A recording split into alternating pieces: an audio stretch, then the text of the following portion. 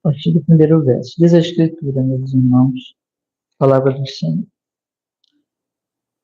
Então falou Deus todas estas palavras, dizendo: Eu sou o Senhor teu Deus, que te tirei da terra do Egito, da casa da servidão.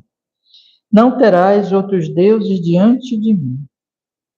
Não farás para ti imagem de escultura, nem alguma semelhança do que há em cima nos céus, nem embaixo na terra, nem nas águas debaixo da terra. Não te encurvarás a elas, nem as servirás, porque eu, o Senhor teu Deus, sou Deus zeloso, que visito a iniquidade dos pais nos filhos até a terceira e quarta geração daqueles que me odeiam, e faço misericórdia a milhares dos que me amam e aos que guardam os meus mandamentos. Não tomarás o nome do Senhor teu Deus em vão, porque o Senhor não terá por inocente que tomar o seu nome em vão. Lembra-te do dia do sábado para o santificar. 6 dias trabalharás, farás toda a tua obra, mas o sétimo dia é o sábado do Senhor teu Deus. Não farás nenhuma obra, nem tu, nem teu filho, nem tua filha, nem o teu servo, nem a tua serva, nem o teu animal, nem o teu estrangeiro que está dentro das tuas portas. Porque em 6 dias fez o Senhor os céus, a terra, o mar e tudo que neles há, e ao sétimo dia descansou. Portanto, abençoou o Senhor o dia do sábado e o santificou. Honra a teu pai e a tua mãe, para que se prolongue os teus dias na terra que o Senhor teu Deus te dá. Não matarás, não adulterarás, não furtarás, não dirás falso testemunho contra o teu próximo. Não cobiçarás a casa do teu próximo. Não cobiçarás a mulher do teu próximo, nem o seu servo, nem a sua serva, nem o seu boi, nem o seu jumento, nem coisa alguma do teu próximo. Amém. Vamos orar, meus irmãos. Amado Senhor, nós estamos aqui diante da sua palavra tão santa e estudando nesta longa série, Senhor, que estamos detalhando, conforme os catecismos antigos, cada mandamento. Ó Senhor, nos abençoe, que o Senhor nos abra o entendimento da sua vontade tão clara aqui, tão expressa, Senhor, e aplique a nossa alma em nome de Jesus, para que nós possamos crescer na justiça, na vontade de Deus, para o seu louvor, para a sua glória, em gratidão, Senhor, nosso bem eterno. Muito obrigado em Cristo. Amém e amém. Fale conosco. Amém. Pode sentar, meus irmãos. Esta manhã nós vamos tratar, irmãos, da última parte da pergunta 138 do Catecismo Maior do Westminster. Vocês têm aí no programa de culto de vocês, graças a Deus nós atualizamos o programa, né? Vocês têm o programa de hoje mesmo. E nós estamos estudando sobre o sétimo mandamento, que aqui em Êxodo, capítulo 20, nós temos no verso 14, não adulterarás. E este mandamento, meus irmãos, conforme nós temos estudado já nos 2 catecismos, eu gosto sempre de fazer uma rapidíssima revisão. Ele, conforme o catecismo ortodoxo, Deus exige nele o quê?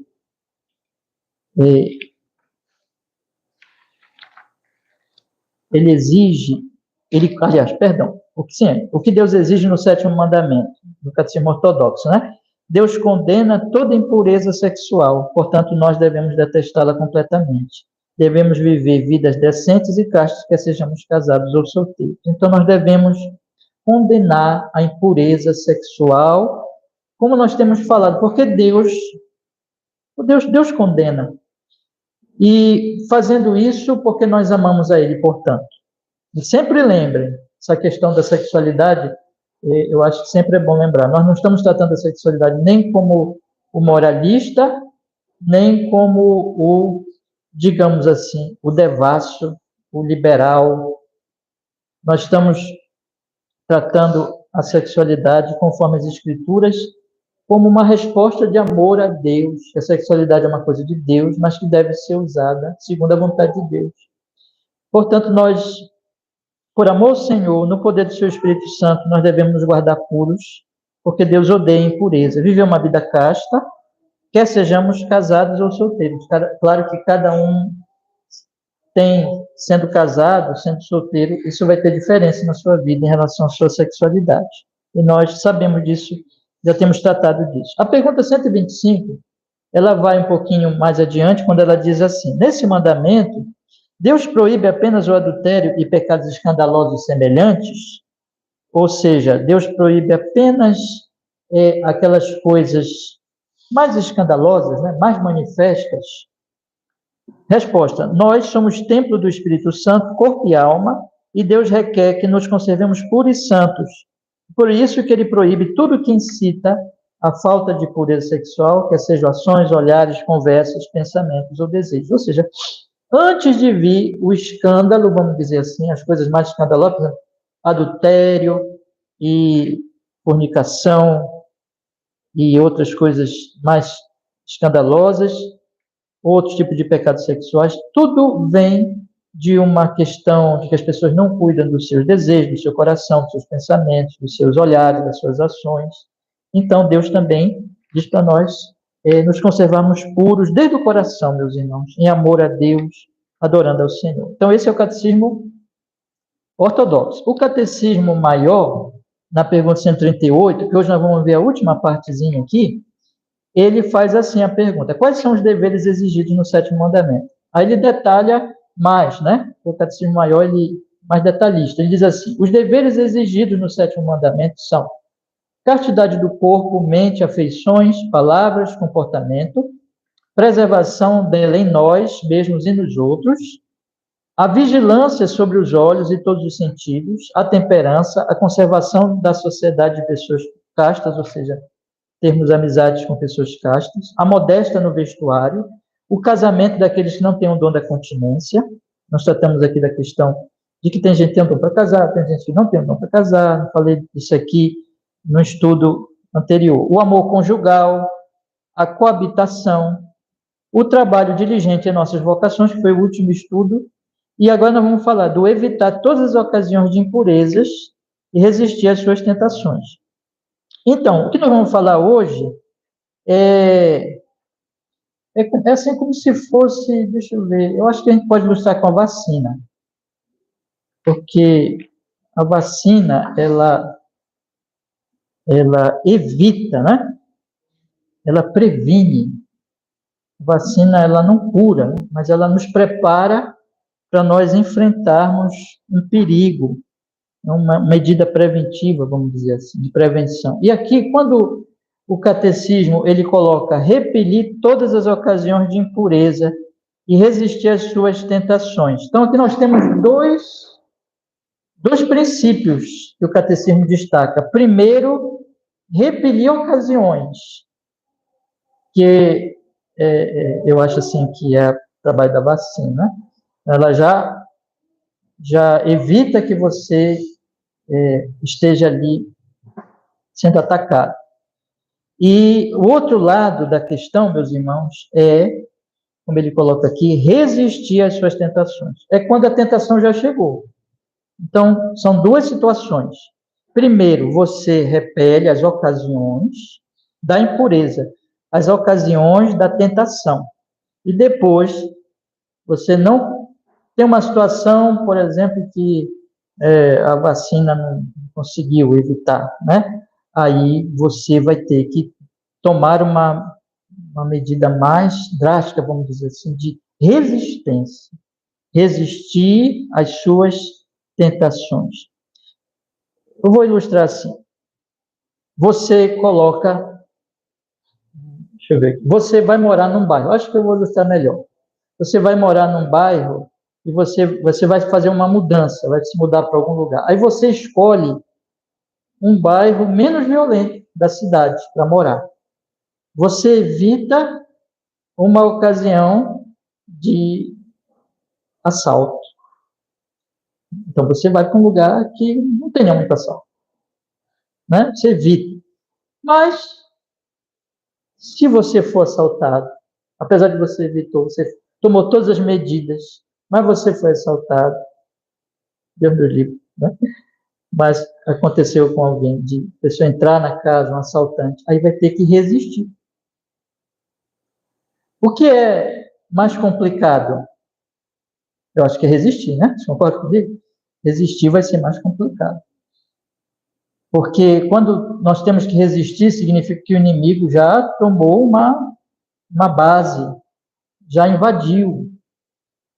Então, por isso que a palavra de Deus diz assim, olha, é melhor você evitar. É melhor você repelir as ocasiões. Por que a palavra de Deus coloca isso? Porque, irmãos, para essa coisa de sexualidade, ninguém é forte. Então, ninguém, vamos dizer assim, é aquele que nunca vai cair. Não, a Bíblia não mostra isso de jeito nenhum. A Bíblia dá exemplos para nós, tanto negativo como positivo. Semana passada não, mas no estudo anterior, eu meditei com vocês muito sobre o caso de Davi, que Davi não repeliu. Uma das maneiras de repelir é o que está, exatamente o catecismo fala no ponto anterior, quando ele diz assim, né? O trabalho diligente em nossas vocações. Quando você está ocupado, você está focado no seu trabalho, não está preguiçoso, você dá menos chance para esse tipo de pecado, que era foi o que Davi não fez. Davi foi negligente, era uma ocasião da guerra, e Davi foi negligente, ficou na sua casa, passeando no seu palácio, e aí então apareceu a ocasião do pecado. Então, essas coisas elas estão relacionadas. Aqui, irmãos, é uma medida inicial, que nós temos que ter cuidado. Mas é inevitável a tentação, é inevitável neste mundo de pecado e que a sexualidade está demais deturpada, é inevitável a tentação. A tentação está em todos os lugares. A tentação agora está nas nossas mãos. Você sabe disso. O celular, ele é uma coisa maravilhosa, mas o celular, ele é muito perigoso no que diz respeito às tentações de todo tipo, todo tipo. Então, teve uma mudança na sociedade. Eu acho que qualquer um de nós que viveu antes dessa era de grandes, rápidas comunicações, os mais velhos, percebe que houve uma mudança na sociedade, nos costumes, nas influências. A televisão já mudou muito. Quanto mais rápida a comunicação, né, a influência é maior. Claro, você atinge milhões de pessoas. A televisão já, os tempos que os mais velhos aqui eram, por exemplo, jovenzinhos ou crianças, então tinha aquelas novelas, e as novelas foram muitas vezes fazendo a mente das pessoas, mudando costumes, filmes. Então, são influências que vão acontecendo através dos meios de comunicação. Só que agora, irmãos, a coisa ela está muito mais, vou usar assim a palavra, democrática, de maneira que aquilo que antigamente era mais difícil, o acesso daquele tipo de conteúdo era mais complicado, hoje em dia está muito fácil. Então, em relação à sexualidade, nós temos esse problema e nós precisamos reconhecer isso. Nós temos um problema de que ali está disponível todo tipo de coisa muito ruim, muito ruim. Então, irmãos, o que nós devemos fazer? Bom, esse é um assunto extremamente vasto e de aplicação que não é uma só, de maneira que tudo que eu vou fazer aqui no estudo, né, é só dar para vocês pontos de reflexão, que vocês pensarem, que vocês cuidarem das suas próprias vidas, conversarem sobre isso com seus irmãos, aqui mesmo, na igreja, essas conversas, diálogos, porque ninguém sabe todas as coisas, tem toda a sabedoria, nós estamos aprendendo uns com os outros. Mas, irmãos, esses princípios, eles são aplicados de maneira diferente, em pessoas diferentes, em situações diferentes, circunstâncias diferentes. Tá? Então, mas eles são os mesmos sempre. Então, qual é o primeiro princípio, meus irmãos, aqui que nós vamos estudar hoje? Aqui eu fiz uma breve introdução. O primeiro é exatamente a prevenção mesmo. Você, como diz aqui, repelir todas as ocasiões de impureza e resistir às suas tentações. Eu vou ler logo o texto aqui, 2 textos das cartas apostólicas, depois nós vamos ler um texto maior, que é o de Gênesis 39, que ele vai juntar todos os princípios, os dois princípios, tá? Mas vamos ver Romanos capítulo 13, versículo 13 e 14. Abra lá comigo na sua Bíblia. Vamos ler logo os dois textos para nós já termos na nossa mente, né? Quando nós olharmos lá o Gênesis. Romanos capítulo 13, versículo 13 e 14. Diz a palavra do Senhor. Andemos honestamente, como de dia, não em glutonarias, nem em bebedeiras, nem em desonestidades, nem em dissoluções, nem em contendas e inveja. Contendas e inveja.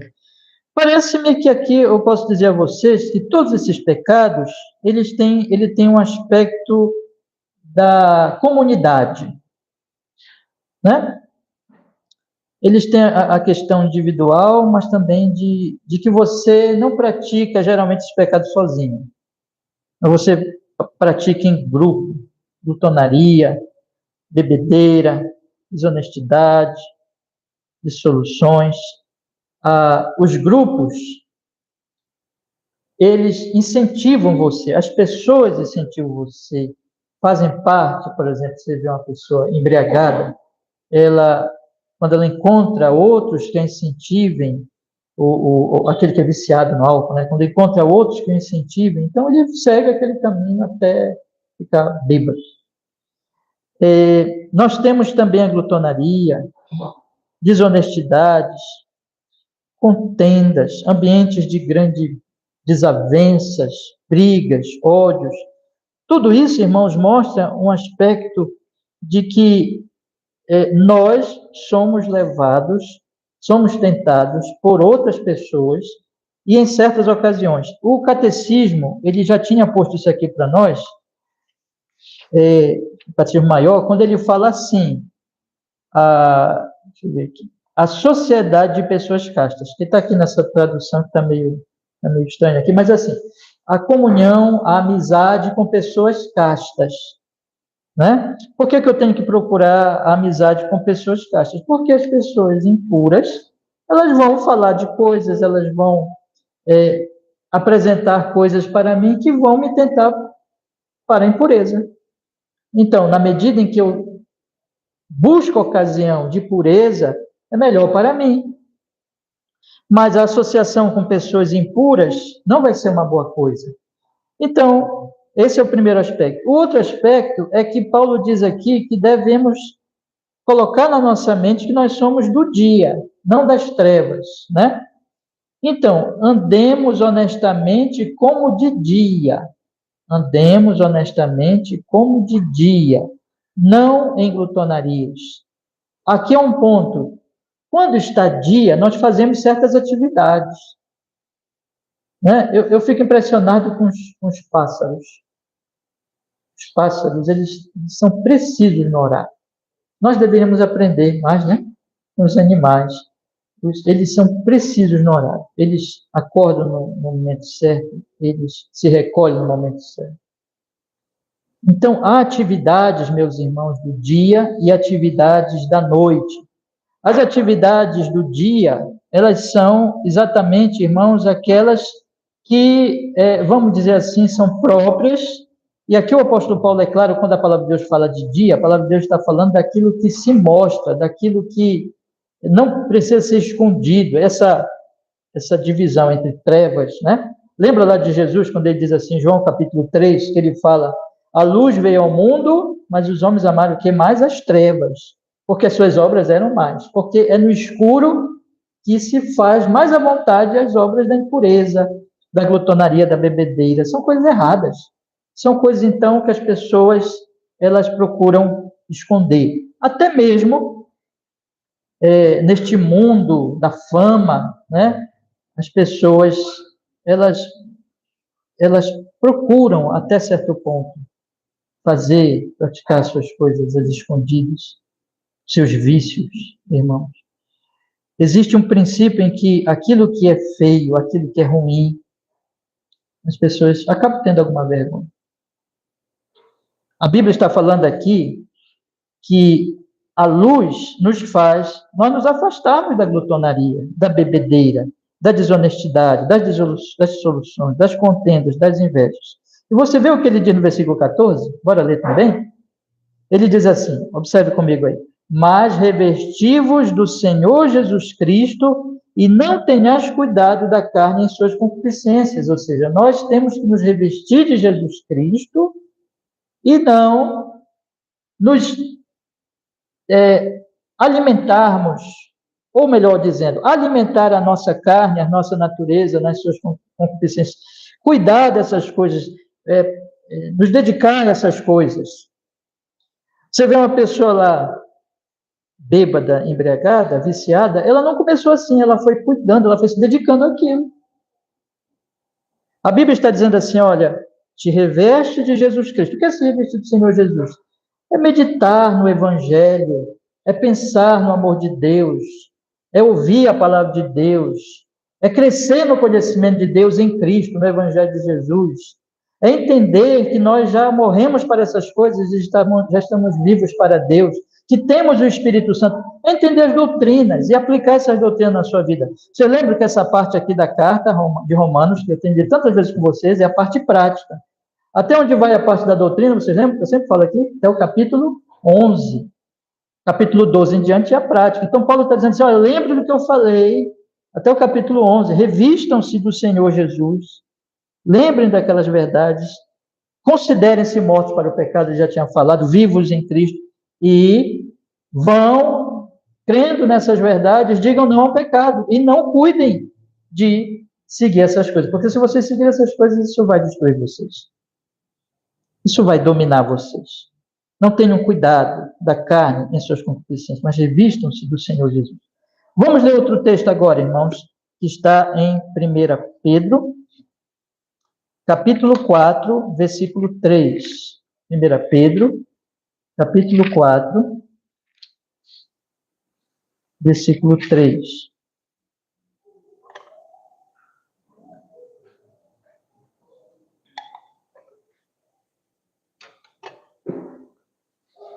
Pedro, capítulo 4, versículo 3.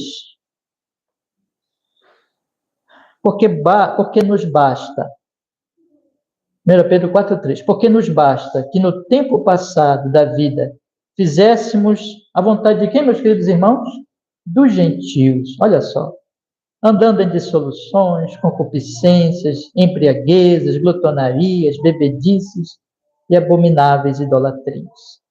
Vocês andavam fazendo essas vontades dos gentios. Como é que a gente faz vontade dos gentios? Você percebe o aspecto da comunidade ou da comunhão no pecado? Você começa a achar assim, mas isso aqui eu tenho que fazer porque todo mundo faz. E você começa a achar bonito porque todo mundo faz. Você é influenciado porque todo mundo faz aquilo. Veja o que ele diz no versículo 4. Olha aí comigo, versículo 4. E acham estranho não correrdes com eles no mesmo desenfreamento de dissolução, blasfemando de vós. Eles acham estranho, mas que coisa é essa? Esse pessoal, esse meu amigo antigamente estava aqui bebendo comigo, estava aqui se embriagando, estava aqui procurando coisas impuras, mas agora ele não está mais. Ele se afastou. Eu sempre gosto de dizer, irmãos, o cristão não é um isolacionista. O cristão não é aquele que não fala mais com ninguém, não é isso, não. Mas existe um aspecto da separação necessário. Eu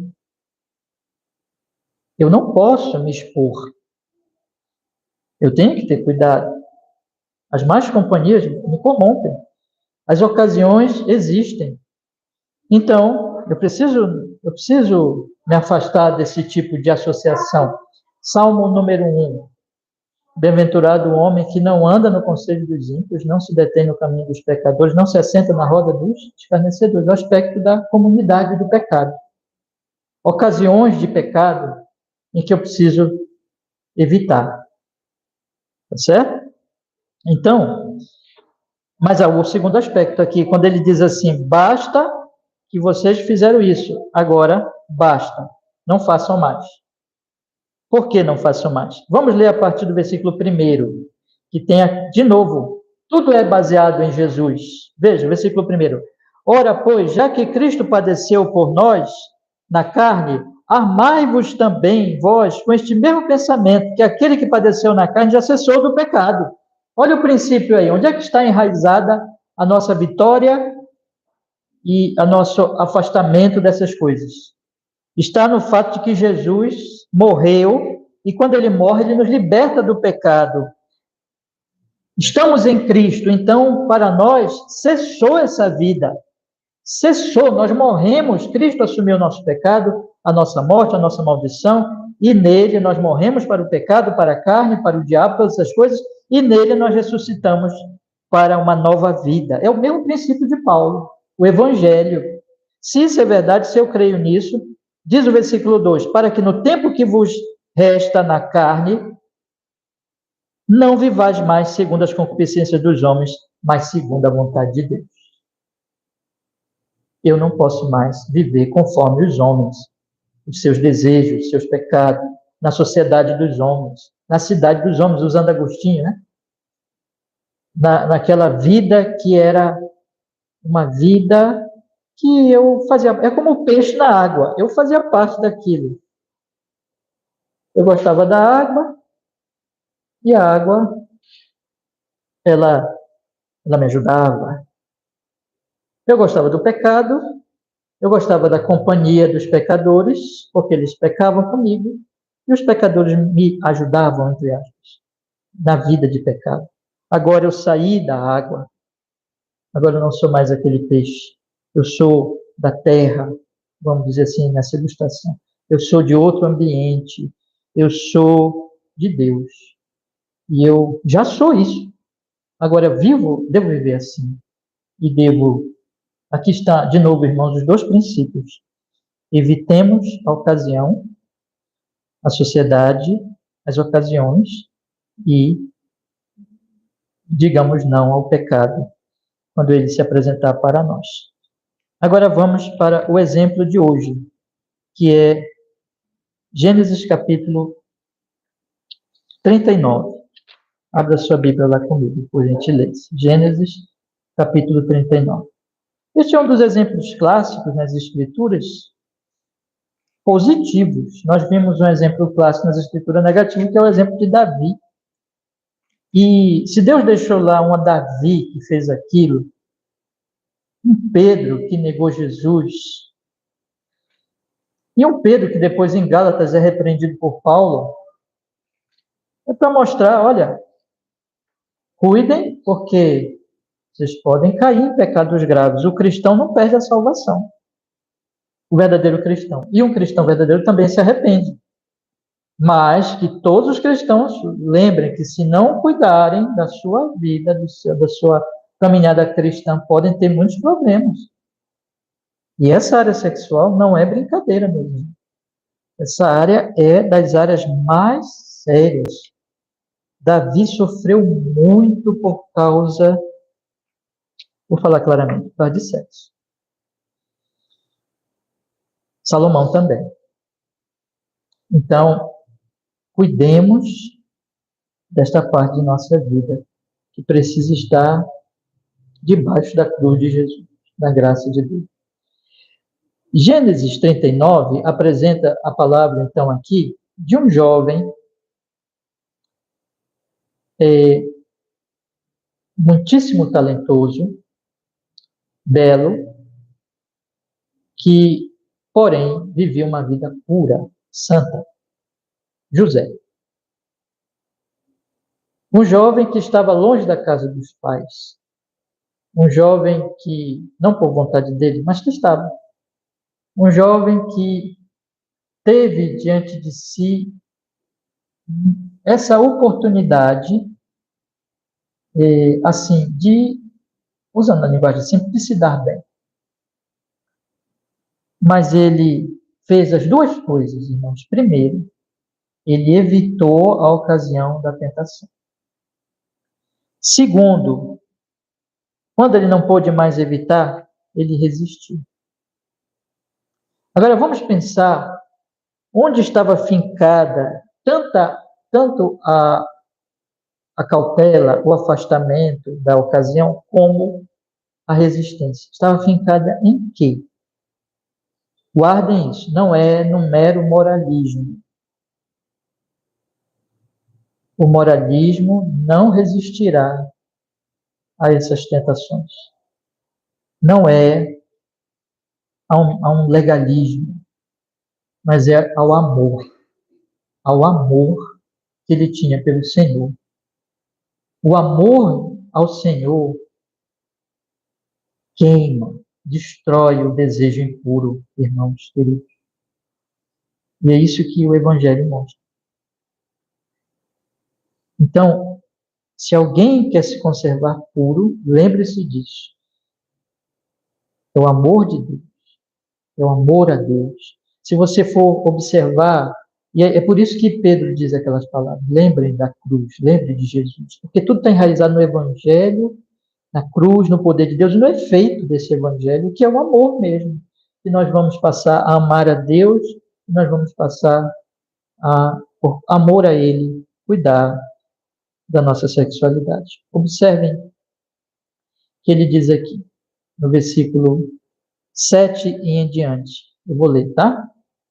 Gênesis capítulo 39, do 7 em diante. Nós ganharmos tempo, eu não vou ler todo o capítulo, vocês sabem. Eu vou ler os trechos destacando logo. Ele diz aqui, aconteceu depois destas coisas, que a mulher do seu senhor pôs os seus olhos em José e disse, deita-te comigo. Porém, ele recusou e disse à mulher do seu senhor, vamos observar quais foram as razões de José para negar deitar-se com aquela mulher. Ele diz assim, eis que o meu senhor não sabe do que há em casa comigo, e entregou em minha mão tudo o que tem. Ninguém é maior do que eu nesta casa, e nenhuma coisa me vedou, senão a ti, porquanto tu és a sua mulher. Vamos parar por aqui. Veja que ele coloca, então, este aspecto da justiça com relação ao seu Senhor. O seu Senhor colocou tudo na sua mão. Ele diz, tudo está comigo. O seu Senhor lhe deu um poder extraordinário na sua casa. Era um homem rico e poderoso. José era o maior na casa. Naturalmente tinha outros empregados, outras pessoas, mas José era o chefe. Ele não vedou nada, mas ele vedou. É claro que ele vedou a sua esposa. Não precisava dizer. Esta é a minha esposa. Aqui, irmãos, a palavra de Deus está colocando exatamente o princípio do sétimo mandamento, mais básico de todos, qual é, irmãos? Não adulterarás. Não adulterarás. A fidelidade ao cônjuge, que envolve toda a fidelidade na área sexual. Portanto, o que José está dizendo aqui é simplesmente colocando a realidade do princípio da justiça, da palavra, do que é correto, do mandamento, que diz assim, olha, tudo eu tenho autoridade maior, tudo está nas minhas mãos, eu sou um administrador, eu posso tocar em tudo, eu posso organizar tudo, mas eu não posso tocar em ti.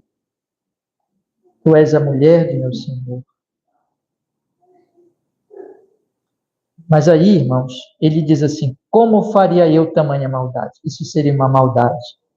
Mas ele não para aí, ele diz assim, e pecaria contra Deus. Aqui que está o ponto. A grande questão para José não era simplesmente uma ética moralista, não era simplesmente uma religiosidade ou um costume cultural, era Deus. Se eu fizer isso, eu pecarei. Se eu fizer isso, eu pecarei, porque Deus disse para não adulterar. Olha que ainda não tinha organizado os 10 mandamentos. Os 10 mandamentos só veio no Sinai, né?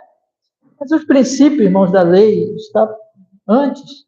De maneira que aqui José sabia que aquilo era pecado. E ele diz, como eu pecaria contra Deus? Agora eu lhes faço uma pergunta, irmão. Vocês têm um jovem aqui, sozinho, com essa oportunidade sexual e mais oportunidade que uma mulher dessa poderia, de repente, lhe dar em termos de posições, de influência, porque ela era mulher de Potifar. Então, podemos até supor que tinha essa questão também do poder ali envolvida, a tentação sexual e a tentação do poder. E essas coisas não estão distantes, né? Essas coisas estão entrelaçadas. Poder e sexualidade estão muito entrelaçados na história da humanidade. Então, o que acontece aqui, irmãos? Ele resistiu a esses deleites e poderes, a estes prazeres e oportunidades, por causa de Deus. Por que ele resistiu assim? Porque se você for observar, irmãos, no primeiro versículo está escrito assim, agora acompanhe comigo o primeiro versículo, que diz assim: E José foi levado ao Egito, e Potifar, oficial de Faraó, capitão da guarda, homem egípcio, comprou-o da mão dos ismaelitas que o tinham levado. E o Senhor estava com José. Vendo, e foi homem próspero, estava na casa do seu senhor egípcio. Vendo, pois, o seu senhor, que o Senhor estava com José, e tudo que fazia, o Senhor prosperava em sua mão. José achou graça em seus olhos, e serviu-o, e ele pôs sobre a sua casa e entregou na sua mão o que tinha. E aconteceu que desde que pusera sobre a sua casa e sobre tudo o que tinha, o Senhor abençoou a casa do egípcio por amor de José. E a bênção do Senhor foi sobre tudo o que tinha na casa e no campo. Veja quantas vezes, então, se menciona o Senhor. Versículo 3, o Senhor estava com ele. O Senhor prosperava.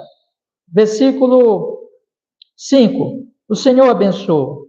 A bênção do Senhor foi sobre tudo. Então, você observa aqui que não é que primeiro José, porque ele era uma pessoa boa, justa, e ele buscava a Deus. Não, o Senhor estava com ele. O Senhor se revelou a esse rapaz em sonhos, vocês lembram? O Senhor se revelou a ele, o Senhor estava com ele, o Senhor estava presente na sua vida. Meus queridos irmãos, a grande questão é essa. Por que ele era um homem forte nesse quesito da tentação sexual? Porque Deus estava com ele. O que fazia José forte não era o próprio José. É aqui que nós precisamos sempre entender. Não era que José era uma pessoa naturalmente firme e com forças próprias. É porque Deus o sustentava. É porque o Senhor estava com ele. Porque Deus falava com ele e José ouvia Deus. E José andava com Deus. A mesma coisa Daniel. Por que Daniel era tão firme? Porque o Senhor estava com ele. Porque Deus, ele ouvia Deus, ele andava com Deus. Por que Paulo era tão firme? Porque o Senhor o achou naquele caminho. Porque o Senhor falou com ele. E porque o Senhor o abençoou. E Paulo ouvia o Senhor. Então, é graça. E desde que o Evangelho chegou a nós, meus queridos irmãos, e nós ouvimos o Evangelho de Jesus, e ele falou conosco, ele veio a nós. Você crê no Senhor Jesus? Você confia em Jesus como seu Senhor, como seu Salvador? Isso significa que o Senhor veio a você. Vocês lembram de João, Romanos capítulo 8? Os que predestinou, a estes chamou. É específico, é pessoal. Deus veio a nós. O Senhor veio a nós no seu Filho Jesus. O Senhor te amou. O Senhor se revelou a você. O Senhor se aproximou de você e te abençoou. E revelou a ti o seu amor, a sua graça. De maneira que você é bendito, você é abençoado. Na graça dele. Sem mérito algum. Ah, porque eu tenho mérito? Não. Aprove a Deus. Não é aquele louvor que a gente canta? Ontem eu até vi esse louvor que eu vou escolhendo os hinos do dia, né? Aí está lá. Não sei porquê. Lembra desse hino? Não sei por quê. Aprove a Deus, Deus veio a mim. Isso é verdade na sua vida? Isso é verdade na sua vida? Você conhece a Deus na pessoa bendita de Jesus? Você conhece o amor dele, a graça dele? Você sabe que Jesus foi na cruz? Foi na cruz, onde um dia eu vi meus pecados castigados em Jesus. Você sabe disso, irmão querido? O Evangelho vai nos fazer firmes diante de uma oportunidade sexual. Porque o amor dele nos sustentará. A graça dele. Por que o José disse, eu não posso pecar contra Deus? Porque o Senhor veio a José. Porque o Senhor estava com ele. E esse é o aspecto, meus irmãos. Agora, isso significa que se Deus veio a mim, no Evangelho de Jesus, vocês vão lembrar do que eu preguei semana passada foi a ceia, né? Aí eu falei aqui da necessidade de nós continuarmos meditando em quê? No Evangelho. Por isso que Pedro vai dizer, lembrem que Jesus morreu. Quem morreu cessou de pecar. Então, basta de pecar. Ele está dizendo, meditem no Evangelho, pensem que vocês já morreram para essas coisas, que vocês são agora, como Paulo vai dizer, vocês não são mais das trevas, vocês são da luz. É necessário, meus irmãos, nós meditarmos. É necessário nós pensarmos nessas coisas. E José fazia isso. E Davi fazia isso. Não fez quando ele pecou lá. Deixou de fazer. Daniel fazia isso. Paulo fazia isso. Então, o que eu quero dizer para vocês é que nós precisamos nos aproximar de Jesus, meditar no amor de Deus, na graça de Deus, continuamente. Porque é isso que vai nos fazer fortes diante de uma tentação sexual. Não é outra coisa, não. Não é outra coisa. Então, por causa disso, nós devemos, primeiro, e é isso que José vai fazer aqui, repelir as ocasiões. Ou seja, irmãos, vamos ver o que José fazia agora. Leiam comigo a partir do versículo 8 em diante e observe os verbos. Porém, ele recusou e disse à mulher do seu senhor, eis que o meu senhor não sabe o que há em casa comigo e entregou em minha mão tudo o que tem.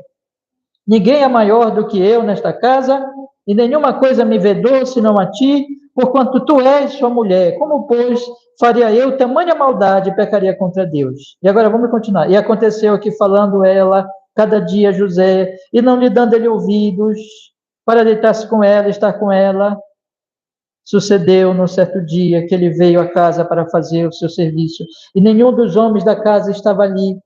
E ela lhe pegou pela sua roupa, dizendo, deita-te comigo. E ele deixou a sua roupa na mão dela e fugiu, e saiu para casa.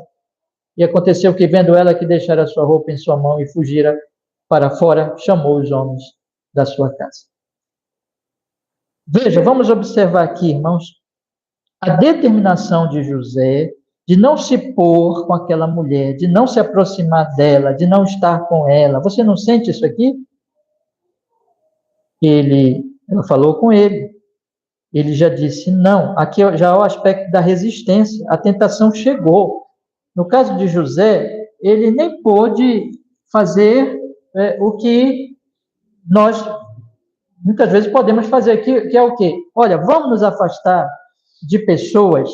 Às vezes é necessário fazer isso. O cristão não deve ser um isolacionista, mas se uma certa pessoa o prejudica, por exemplo, meus irmãos, a palavra de Deus diz que um cristão deve se casar com um cristão. Porque a associação, e o casamento é a associação mais íntima que existe, a associação produz influência poderosa. Um casal vai ficando parecido. Então, existem amizades, ocasiões, que é melhor, se aquilo nos tenta, se aquilo é prejudicial, nós nos afastarmos. José não podia fazer isso, porque porque ele estava naquela casa, porque ele trabalhava naquele lugar. Então, o que ele fez? Ele fez o que era possível. Ele se afastou, ele evitou. até onde era possível. E a Bíblia aqui está nos dando exemplo que é isso que nós devemos fazer. Irmãos queridos, cuide de evitar ocasiões. Aplique isso a amizades, aplique isso ao celular, aplique isso à internet, aplique isso a todas as ocasiões, a oportunidade de trabalho. Às vezes tem oportunidade de emprego, de situações em que às vezes a pessoa vai ganhar até melhor. Só estou colocando aqui um exemplo, tá? Mas se aquilo me afastará e criará para mim alguma ocasião de tentação, é de se pensar se aquilo vale a pena. Aquele emprego até melhor remunerado. São questões que nós devemos refletir, que nós devemos pensar. Estou só colocando aqui alguns aspectos práticos, meus irmãos. Mas tudo nós devemos fazer, tudo para evitar ocasiões. E José fez isso. Ela falava com ele, ele não lhe dava ouvidos, ele não queria saber, ele se afastava. E quando foi que ela o atacou, vamos dizer assim? Quando nenhum dos homens estava em casa. Vocês veem isso no versículo 11? Vocês perceberam esse detalhe? Sucedeu que certo dia ele veio à casa para fazer seu serviço e nenhum dos homens estava em casa. Parece que o texto nos sugere que José buscava a presença de outros homens, para estar sempre na presença dos outros. Mas houve um momento em que foi inevitável e que ele teve que entrar na casa sem nenhum dos outros empregados, sem nenhum dos outros servos, sem nenhum dos outros homens estar em casa, e aí a mulher aproveitou para atacá-lo de maneira mais forte. E aqui que a tentação foi mais forte. Aqui foi aquele momento, meus irmãos, em que não se podia evitar. Não estava na responsabilidade de José. José não podia fazer nada para evitar. Até onde ele pôde evitar, ele evitou. Mas aqui não havia, não foi o que ele buscou. Guarda esse princípio, não busque ocasião de tentação, não brinque com o pecado. Eu ouvi uma vez um pastor, há muitos anos, tinha um programa de rádio, em que ele chegou e colocou uma situação de pergunta que os jovens muitas vezes lhe faziam em relação a namoro e essas coisas, e os jovens perguntavam assim, pastor, até onde eu posso ir com a minha namorada? E esse pastor disse que ele sentia que a pergunta destes moços era como se o pastor colocasse um limite, até aqui vocês podem ir, e eles quisessem ir até o limitezinho da porcaria. Quando ele disse, não, meu irmão, não é isso, você tem que estar afastado disso aqui. Você não pode brincar com isso. Você tem que se afastar o máximo que você puder. Mas haverá ocasiões, irmãos, como esse que José está experimentando aqui, em que não há como afastar. Quando Satanás, quando a carne, quando o mundo, eles atacarão muito fortemente. E hoje, irmãos, eu volto ao que eu disse no passado, nos nossos dias, o acesso a essas coisas, a apresentação dessas coisas, está muito diante de nós. Por isso que, quando isso aconteceu, o que ele fez, irmãos? Ele fez o que era possível fazer em termos de resistência, mas ele fez o que tinha que fazer, não somente o que era possível, mas era o que necessário e correto de fazer. O que ele fez, irmãos? Vamos ler o versículo 12. Ela lhe pegou pela sua roupa, dizendo, deita-te comigo, e ele deixou a sua roupa na mão dela e fugiu. Perdeu a roupa, mas não caiu. Fugiu, saiu para fora, e aí aquilo ela usou ainda para acusá-lo. Mas aqui está, meus irmãos, nós temos este rapaz, jovem rapaz, primeiro, ele evitou as ocasiões até onde ele pôde, e segundo, ele fugiu. Por que ele evitou as ocasiões? Por causa do Senhor. Por que ele fugiu? Por causa do Senhor. Seu coração estava firme em Deus. Primeiro, permitam-me falar agora a questão de fugir e da queda em si. Quando tem uma queda, geralmente o que acontece é que a pessoa não cuidou de evitar e de meditar no Evangelho, nas coisas de Deus, na graça de Deus, mas ela começou a abrir o seu coração, a sua meditação e também as oportunidades, ela não teve cuidado. E as oportunidades de pecar foram surgindo, as tentações, ela foi se expondo às tentações. Ela não cuidou da sua carne, nos seus desejos, ao contrário, ela deixou as coisas assim, livres. E aquilo foi se aproximando dela. Aqueles pensamentos foram entrando na sua mente, aqueles desejos foram despertados, porque ela não se preocupou. Ela talvez disse assim: mas isso não é nada demais. Essa conversa aqui não é nada demais que eu estiver tendo com essa pessoa. Este pensamento não é nada demais. Essa publicação na internet não é nada demais. Ela foi dando evasão, ela foi dando oportunidade para que aquelas coisas se aproximassem cada vez mais dela. E a ocasião do pecado, então, veio sobre ela, quando já estava, na verdade, o terreno preparado, e ela não pode mais resistir, porque os desejos já estão despertados, porque a meditação está naquelas coisas, porque as conversas são sobre aquilo. E aqui você percebe que José resistiu, porque houve uma antecipação para essa resistência. Ele estava firme em se afastar e firme em Deus, a sua mente estava em Deus. São exemplos, meus irmãos, que as Escrituras nos dão aqui para o nosso cuidado, para seguirmos estes exemplos. Então, nesta manhã, eu gostaria de encerrar o nosso estudo fazendo os irmãos pensarem agora, lhes incentivando a pensar em como esses princípios poderão ser aplicados, irmãos, na sua vida, especificamente, nas suas circunstâncias que você vive, que você experimenta. E vamos fazer algumas perguntas agora. Você está tendo cuidado com isso? Em primeiro lugar, você está tendo cuidado com a meditação no Evangelho de Jesus? Lembre que não é mero moralismo ou força de vontade. É a cruz de Jesus, é o amor de Deus, é a graça de Deus.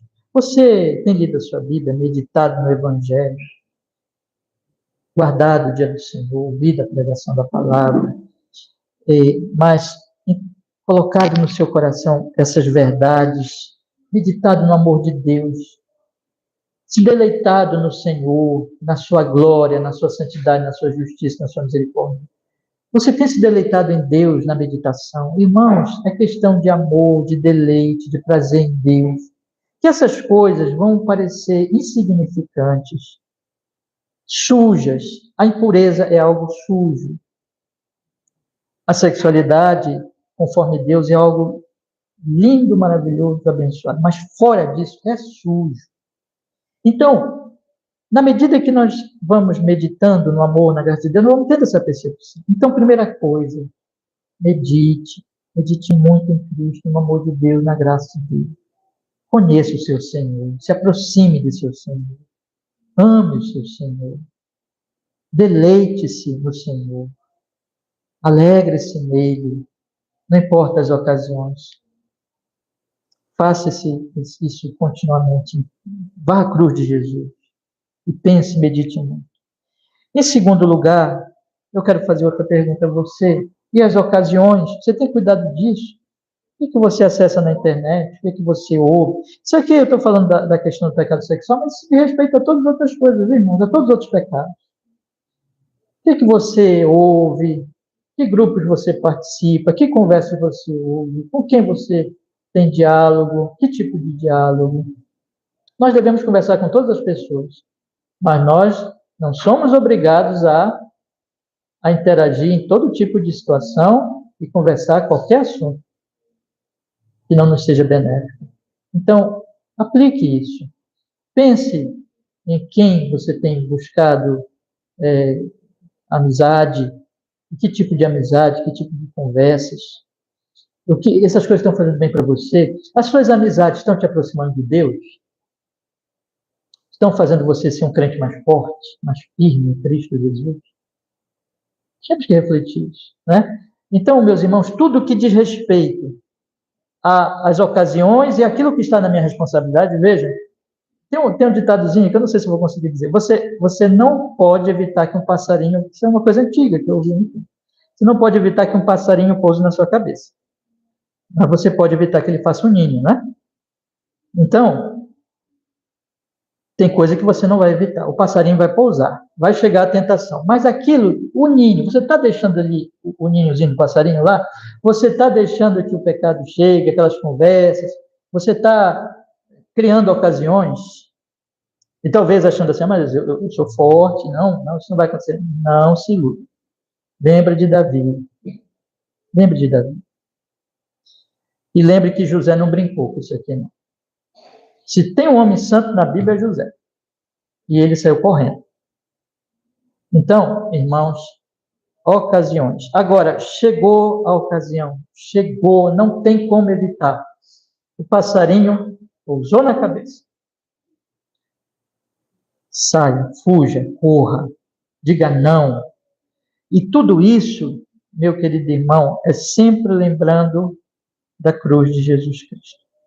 Que na sua vida, nas diversas ocasiões, eu sei que cada um de vocês tem a sua vida, tem os seus planos, tem os seus caminhos que vocês vão seguir. Pense sempre nisso. Pense sempre em todas as ocasiões que vão beneficiar a sua vida espiritual. Se puder escolher entre circunstâncias e circunstâncias, escolha a que é mais propícia à sua alma, à sua vida espiritual, e não a que é perigosa. Que Deus nos ajude, meus irmãos. Deus nos dê graça. Amém? Vamos orar? Vamos pedir que Ele nos abençoe. Senhor, muito obrigado porque nós pudemos nesta manhã meditar, Senhor, na sua palavra bendita, santa, sobre essas questões de evitarmos e de resistirmos. Que o nosso amor a Ti, nosso conhecimento de Ti, Senhor, possa crescer, o nosso amor, a nossa gratidão, o nosso deleite, conhecimento da vitória da cruz de Jesus, do poder do Espírito Santo que está à nossa disposição, de maneira que nós nos levantemos não para pecar, mas para ser puros e santos no olhar, no pensamento, por amor a Ti, Senhor, e em lidarmos com o sexo oposto. Ó Senhor nosso Deus, em nome de Jesus, abençoa-nos para que nós, por amor a Ti, cuidemos das ocasiões, evitemos as ocasiões, a ocasião de pecado, Senhor. Tenhamos prudência na nossa vida diária em relação a isso. Senhor, nos dá graça, nos dá força para quando a tentação chegar. Livra-nos da tentação, Senhor. Livra-nos da queda quando a tentação chegar. Chegando a tentação, que tenhamos, por amor a Ti, essa força, esse poder, pelo Espírito Santo, de dizer com José, não farei isso, e de fugir, se for preciso, resistindo à queda e ao pecado. Dá-nos essa graça, Senhor, conserva-nos puros, santos, e quero pedir também, abençoa as famílias da nossa igreja, abençoa cada família, santificando nesta área tão problemática em nossos dias, Senhor, os nossos jovens, abençoa a vida deles, em nome de Jesus, e os mais velhos também. Nós pedimos isso para o seu louvor, para a sua honra, para a sua glória, em Cristo Jesus. Amém e amém. Deus nos abençoe, meus queridos irmãos. Vamos ler, meus irmãos, o texto desta noite? Abra lá comigo, Daniel. Vou ligar aqui, encerrando a transmissão.